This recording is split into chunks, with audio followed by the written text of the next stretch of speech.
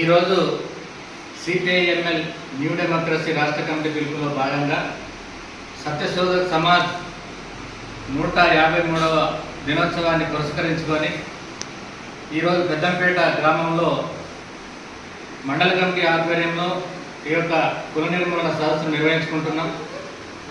ఇవాళ ప్రపంచంలో ఎక్కడ లేని విధంగా ఈ దేశంలో కుల వ్యవస్థ పెచ్చరిల్లిపోతున్నటువంటి పరిస్థితి కొనసాగుతూ ఉంది. దీనికి ప్రధాన కారణం ఇక్కడ ఉన్నటువంటి అధికారంలో ఉన్నటువంటి బీజేపీ కానీ కాంగ్రెస్ ప్రభుత్వాలు కానీ ఇవాళ కులాలను పెంచి పోషిస్తున్నటువంటి పరిస్థితి మనం చూస్తూ ఉన్నాం. సమాజంలో ఉన్నటువంటి మనుషుల మధ్య ఈ కులాల చిచ్చు పెట్టి మరి ఈ మనుషులను ఆదా చేస్తున్నటువంటి పరిస్థితి కనబడతా ఉంది. ఇవాళ ఈ కుల సంఘాలు పెట్టి కులాలను విభజించి మనుషుల మధ్య విభేదాలు సృష్టించి ఇవాళ అధికారాన్ని చేజిక్కొని అధికారం చేపడుతున్నటువంటి పరిస్థితి కనబడుతూ ఉంది.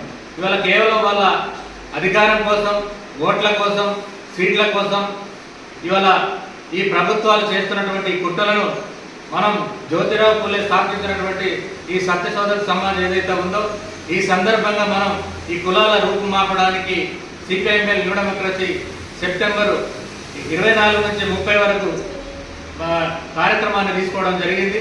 ఈ కార్యక్రమంలో భాగంగా ఈరోజు ఇక్కడ ఈ సదస్సును మనం నిర్వహించుకుంటున్నాం.